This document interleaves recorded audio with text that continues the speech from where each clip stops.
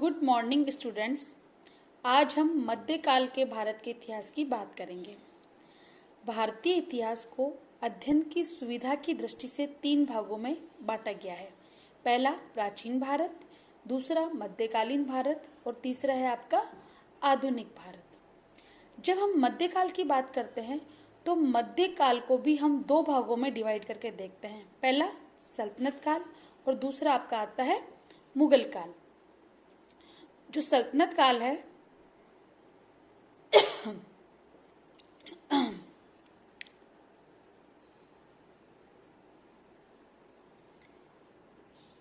सल्तनत काल की शुरुआत दास वंश से होती है और दास वंश का प्रमुख शासक कौन था? कुतुबुद्दीन ऐबक। इसने ही दास वंश की स्थापना की थी। कब की? 1206 ईस्वी में। और कब तक की? 1210 ईस्वी तक। चूंकि कुतुबुद्दीन ऐबक एक दास था प्रारंभ में, इसलिए इस वंश को दास वंश भी कहा जाता है। लेकिन कुछ इतिहासकारों का मानना है कि इस वंश को दास वंश नहीं कहना चाहिए, क्योंकि इस वंश में जितने भी शासक हुए उनमें से सिर्फ 3 कौन कौन से? एक कुतुबुद्दीन ऐबक, दूसरा इल्तुतमिश और तीसरा बलबन। ये तीनों ही एक प्रारंभ में दास थे, लेकिन शासक बनने से पहले ये दासता से मुक्ति प्राप्त कर चुके थे। इसलिए कुछ इतिहासकारों का मानना है कि इस वंश को दास वंश कहना उचित नहीं है। कुछ इतिहासकारों को मानना है कि इस वंश को ममलूक वंश या मामलुक वंश कहा जाना चाहिए। मामलुक से तात्पर्य है कि जो दास स्वतंत्र माता पिता से उत्पन्न हुए हों। इसका तात्पर्य क्या हुआ कि उनके माता पिता दास नहीं थे, लेकिन उनकी जो संतान है वो दास हुई, उसको बोलते हैं मामलुक। इसलिए इनको मामलुक वंश कहा जाता है। लेकिन इसमें भी दासता की बात आती है, इसलिए कुछ इतिहासकार इसका विरोध करते हैं। तीसरा है इल्बरी तुर्क। इल्बरी तुर्क, इन इतिहासकारों का मानना है कि इनमें से कुछ जो शासक थे वो इल्बरी जनजाति के थे, इसलिए इस वंश को इल्बरी तुर्क वंश कहना उचित होगा। हम कुछ भी माने, लेकिन महत्वपूर्ण बात यह है कि जो कुतुबुद्दीन ऐबक जो सब थे ये तुर्किस्तान के थे और तुर्क जनजाति से ये बिलोंग करते थे। अब बात आती है आपके कुतुबुद्दीन ऐबक के प्रारंभिक जीवन की। हम देखते हैं कि जो कुतुबुद्दीन ऐबक था वो उसके माता पिता तुर्की थे और उसका जन्म भी तुर्किस्तान में हुआ था। लेकिन बचपन में ही उसको एक व्यापारी के द्वारा बेच दिया गया और उसको वहां से एक काजी ने खरीद लिया। जो काजी था उसने उसका अपने पुत्रों के समान ध्यान रखा और उसको अपने पुत्रों के साथ ही धार्मिक और सैनिक शिक्षा दी गई। इस प्रकार हम देखते हैं कि जो कुतुबुद्दीन ऐबक था वो बचपन में ही बहुत अधिक महत्वपूर्ण शिक्षा प्राप्त करके बहुत अधिक पारंगत हो चुका था और उसमें उसकी काबिलियत भी थी। जब उस काजी की मृत्यु हो गई तो उसके बाद उसके पुत्रों ने उसको वापस से उसको बेच दिया और वो जो व्यापारी था उसको पकड़ के गजनी ले गया और गजनी में मोहम्मद गोरी ने उसकी काबिलियत देख के उसको खरीद लिया। हम ये सभी जानते हैं कि मध्यकाल में दासों का व्यापार एक आम बात थी। अब चूंकि जो मोहम्मद गोरी था उसने देखा कि यह बहुत ही बलशाली व्यक्ति है और इसमें योग्यता भी है, इसमें काबिलियत भी है, इसने उसको बहुत अधिक महत्वपूर्ण जिम्मेदारियां दी। सर्वप्रथम उसने उसको अमीर ए आखुर पद पर उसको नियुक्त किया। अमीर ए आखुर का पद क्या होता है? ये होता है अस्तबल का प्रमुख। अस्तबल क्या होता है? अस्तबल होता है जहां घोड़ों को रखा जाता है। घोड़े उस काल में युद्ध के प्रमुख साधन थे। उस काल में घुड़सवार, तीरंदाजी, ये सभी किसके द्वारा होती थी? युद्धों में काम में ली जाती थी।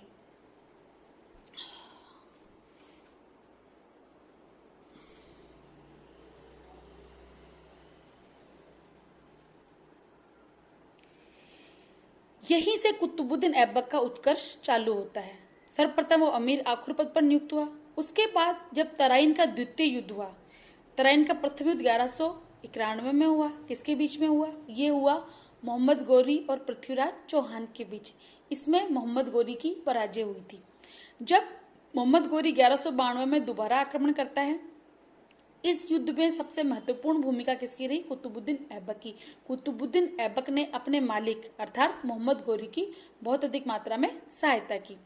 इसके बाद जब इस युद्ध में विजय के पश्चात मोहम्मद गोरी वापस गजनी चला गया तो भारत के क्षेत्रों में कौन रह गया? कुतुबुद्दीन ऐबक। जितने भारतीय क्षेत्र थे उनकी जिम्मेदारी किसके जिम्मे आ गई? कुतुबुद्दीन ऐबक के जिम्मे। 1192 ईस्वी में उसने अजमेर और मेरठ में जो कुछ विद्रोह हुए उनका दमन किया। 1194 में उसने अजमेर में वापस पुनः विद्रोह हुआ, उसका दमन किया। 1194 में चंदावर का युद्ध, इस युद्ध में भी इसकी महत्वपूर्ण भूमिका रही। चंदावर का जो युद्ध हुआ था वो किसके बीच में हुआ था? ये युद्ध हुआ था कन्नौज के शासक जयचंद और मोहम्मद गोरी के बीच में। इस युद्ध में भी मोहम्मद गोरी की विजय हुई थी। इसके बाद आगे आता है कि 1197 ईस्वी में इसमें कुतुबुद्दीन ऐबक ने स्वयं ने गुजरात का अभियान किया और गुजरात के शासक जो भीमदेव थे उनको पराजित किया, वहां बहुत अधिक मात्रा में लूटमार की और बहुत सारा सामान लेके ये वापस आया। सामान के साथ साथ बहुत सारे लोगों को बंदी बना के भी लाया, जिनका बाद में दासों के रूप में उपयोग किया गया। 1202 ईस्वी में इन्होंने कालिंजर का किला जीता। उसके बाद महोबा जो नगर था, प्रसिद्ध नगर था, वो उसको लूटा और वहां से बहुत अधिक धन सामग्री एकत्र की। इसके बाद उसने बंदायूं पर भी कब्जा कर लिया। इसके साथ ही उसका एक जो सेनानी था उसका नाम था इख्तियारुद्दीन, उसने भी बिहार और बंगाल के कुछ भागों को जीत लिया। इस प्रकार हम देखते हैं कि 1206 ईस्वी तक, जब तक इसको ये भारत का जो प्रदेश था उसका शासक बना, इस समय तक ये बहुत अधिक मात्रा में आसपास के क्षेत्रों में क्या कर चुका था? विजय प्राप्त कर चुका था और बहुत सारे विद्रोहों का ये क्या कर चुका था? दमन कर चुका था। तो हम देखते हैं कि जो कुतुबुद्दीन ऐबक था, इसने अपने जो 1206 में शासक बनने से पूर्व भारतीय प्रशासन में बहुत अधिक महत्वपूर्ण भूमिका अदा कर दी थी। ये इसने न केवल बहुत सारे विद्रोह को दबाया, अपितु जो इतने भी महत्वपूर्ण युद्ध लड़े गए, जैसे आपका कौन सा बताया, तराइन का युद्ध, चंदावर का युद्ध, इन सब युद्धों में भी इसने मोहम्मद गोरी की महत्वपूर्ण रूप से सहायता की और हो न हो ये उसकी विजय में महत्वपूर्ण साबित हुई।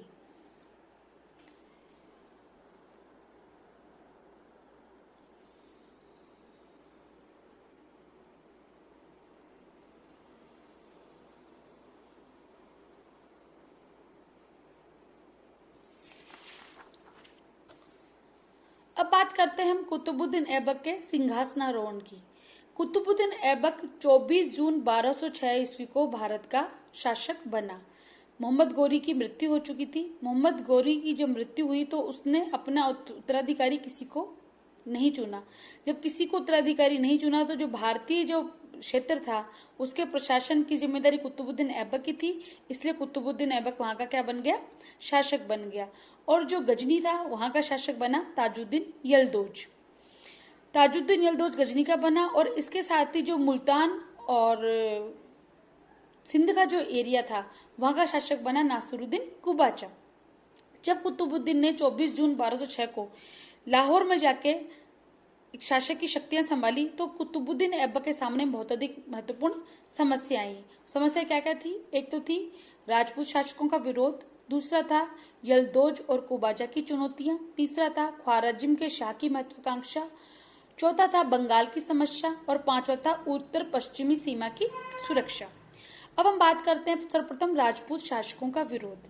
चूंकि तुर्क बाहर से आए थे और उस समय भारत के जो शासक था, जो राजस्थान वाला जो एरिया था, पंजाब वाला जो एरिया था, वहां राजपूत शासक शासन करते थे। इन तुर्कों ने सर्वप्रथम उनको पराजित किया। वो शासक अपनी पराजय से नाखुश थे, वो उनका विरोध कर रहे थे, इसलिए कुतुबुद्दीन ऐबक को इन क्षेत्रों को संभालना महत्वपूर्ण चुनौती थी। दूसरी बात है यलदौज और कुबाचा की चुनौतियां। जो ताजुद्दीन यलदौज था वो गजनी का शासक था। चूंकि गजनी मोहम्मद गौरी की राजधानी थी तो गजनी पर अधिकार के नाते यलदौज समझता था कि भारतीय प्रदेशों पर ही उसका अधिकार है, इसलिए वो हो ना हो देर सवेर उन पर अधिकार करना चाहता था। दूसरा है नासिरुद्दीन कुबाचा। जो नासिरुद्दीन कुबाचा था वो मुल्तान और सिंध का गवर्नर था, वो भी भारतीय क्षेत्रों पर अपना अधिकार करना चाहता था। ये दोनों मौका ढूंढ रहे थे कि कैसे तैसे हमें इन क्षेत्रों पर अधिकार का मौका मिल जाए, इसलिए कुतुबुद्दीन ऐबक को अपने क्षेत्रों को बचाना महत्वपूर्ण चुनौती थी। तीसरा था ख्वारिज्म के शाह की महत्वाकांक्षा। मध्य एशिया में एक राज्य था ख्वारिज्म, वहां का जो शाह था वो भी गजनी पर अधिकार चाहता था और गजनी के आगे वो भारतीय क्षेत्रों पर भी अधिकार करना चाहता था। इसकी महत्वाकांक्षा से कुतुबुद्दीन भली भांति जानता था, उसको भली भांति विज्ञ था कि वो ये चाहता था, इसलिए कुतुबुद्दीन ऐबक के सामने महत्वपूर्ण समस्या थी कि कैसे उसको रोका जाए। आगे आती है बंगाल की समस्या। बंगाल की समस्या ये थी कि बंगाल में खिलजियों का शासन था, पर खिलजियों में एकता नहीं थी। एक पक्ष दूसरा शासक चाहता था, दूसरा पक्ष दूसरा शासक चाहता था। इख्तियारुद्दीन के मरने के बाद वहां जो शासक बना अली मर्दान, उसको कुछ लोगों ने उसके पक्ष में वोट दिए और कुछ लोग चाहते थे कि वो वहां का शासक नहीं बने। तो वो लोग आपस में युद्ध कर रहे थे। तो इन सब चीजों का इसको संभालना महत्वपूर्ण था, और इससे क्या हो गया था कि बंगाल की समस्या विकराल रूप ले रही थी और कुतुबुद्दीन को लग रहा था कि बंगाल का दिल्ली से विभाजन हो जाएगा। अगली जो बात आती है वह है उत्तर पश्चिमी सीमा की सुरक्षा। उत्तर पश्चिमी सुरक्षा इसलिए जरूरी थी क्योंकि भारत का जो राज्य था वो नया नया बना था, और लाहौर के आगे वाला एरिया जो गजनी में था वो ताजुद्दीन यलदौज वहां से आक्रमण करना चाहता था, कुबाचा वहां से आक्रमण करना चाहता था, और इसके अलावा जो ख्वारिज्म का शासक था वो भी वहां से आक्रमण करके भारतीय जो लाहौर और दिल्ली वाला एरिया है उस पर शासन करना चाहते थे। तो जब कुतुबुद्दीन ऐबक जब शासक बना तो हम देखते हैं कि उसके सम्मुख बहुत अधिक समस्याएं थी। ये समस्याएं आंतरिक भी थी और बाहर भी थी, लेकिन कुतुबुद्दीन एक योग्य शासक था, उसमें बहुत अधिक राजनीतिक चातुर्य था, इसलिए उसने उन समस्याओं का समाधान बड़ी ही कूटनीति से किया। अब देखते हैं कि ऐबक के द्वारा जो समस्याओं का समाधान किया गया उसके प्रमुख बिंदु हैं यलदौज से संघर्ष, राजपूतों के प्रति नीति, एक बंगाल में खिलजियों का दमन, और आगे चलता है कुबाचा से समझौता। हम देखते हैं कि जो यलदौज था, जो ताजुद्दीन यलदौज था, वो गजनी का शासक था। वो चूंकि उसका रिश्तेदार भी था, इसने सर्वप्रथम उसने एक सुरक्षात्मक नीति अपनाने की कोशिश की। जो ताजुद्दीन जो यलदौज था वो ख्वारिज्म के शाह से भी कूटनीति चाले चल रहा था, उसमें वो पराजित हुआ, और पराजित हुआ तो यलदौज की क्या हो गई, हार हो गई, और यलदौज को 1208 में गजनी छोड़ के जाना पड़ा। जैसे ही यलदौज ने गजनी छोड़ी वैसे ही कुतुबुद्दीन ऐबक ने गजनी पर आक्रमण कर दिया और स्वयं ने गजनी पर अधिकार कर लिया। उसने गजनी पर अधिकार किया, परंतु गजनी की जो जनता थी उन्होंने उसको ज्यादा पसंद नहीं किया और उसने वापस ताजुद्दीन यलदौज को वापस बुला लिया। जैसे ताजुद्दीन यलदौज गजनी आया, कुतुबुद्दीन ऐबक वहां से वापस आ गया और उसने वापस अपने लाहौर में आके अपना दिल्ली का राज्य संभालना ही उचित समझा। उसके बाद आती है राजपूतों के प्रति नीति।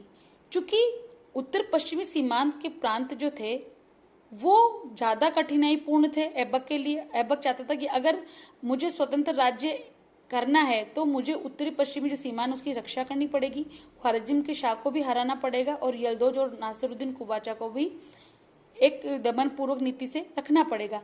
इसलिए उसने ये नीति अपनाई कि उसने जो राजपूत राज्य थे उसने नए राजपूत राज्यों को जीतने की कोशिश नहीं की, अपितु जो राजपूत जो राज्य उसने उसके राज्य में आ चुके थे उन्हीं को संगठित करने की नीति अपनाई। इसका तात्पर्य क्या हुआ? इसका तात्पर्य ये हुआ कि उसने राज्य विस्तार करने के बजाय जो राज्य उसको मिला हुआ था उसको ही संगठित करने का प्रयास किया, और ये उसकी महत्वपूर्ण सफलता भी सिद्ध हुई। इसके बाद आता है बंगाल के खलजियों का दमन। जैसे मैंने आपको पहले बताया कि बंगाल में इख्तियारुद्दीन की मृत्यु के बाद बंगाल का शासक कौन बना? अली मर्दान।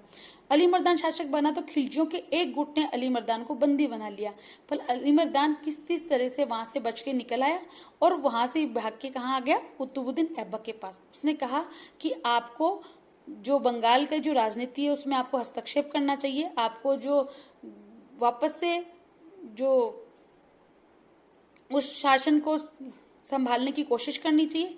तो जो क्या कहते हैं उसको, कुतुबुद्दीन जो ऐबक था उसने यही किया और उसने अली मर्दान का सपोर्ट किया, और अली मर्दान ने बाद में वहां का शासक नियुक्त कर दिया गया और उसने उसके संरक्षण में वहां का शासन करना स्वीकार कर लिया। उसके बाद आता है कुबाचा से समझौता। जो नासिरुद्दीन जो कुबाचा था वो उसका रिश्ते में बहनोई भी लगता था, ठीक है, तो रिश्ते बहनोई लगता था, तो सिंध और जो मुल्तान का जो एरिया था वो उसने उसके संरक्षण में रहते हुए वहां का शासक बनना स्वीकार किया।